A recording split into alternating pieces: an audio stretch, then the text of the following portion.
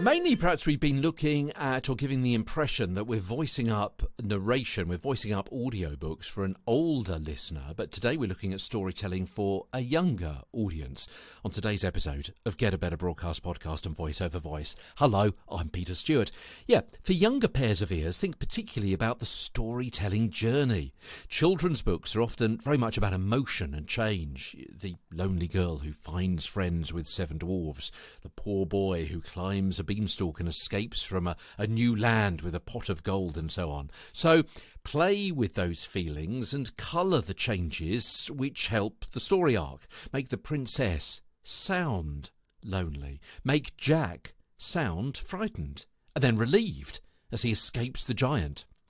Look carefully, particularly in children's books, at the rhymes, the rhythms and repetitions in the sentences, how the author plays with the words in an almost musical way, and bring that out in your telling of the tale.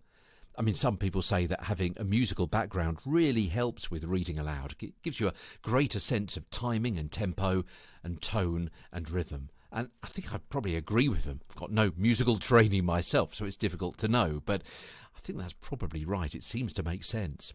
Add a bit of playfulness to the words. So say words like surprise, discovered, lonely, strange, or sighed, in the appropriate tone of surprise, discovery, and so on, as hopefully I did just then.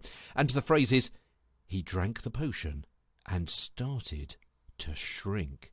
Elongating, started to shrink, with a sense of wonder and maybe shrink set in appropriate tone to indicate what is happening.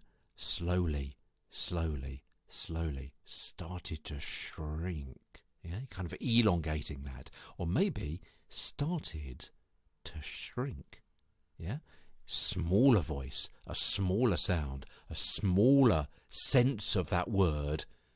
You've almost shrunk it while you're saying it, because that's what the word means. Yeah, so using these kind of techniques, particularly when you're voicing audiobooks for the younger audience.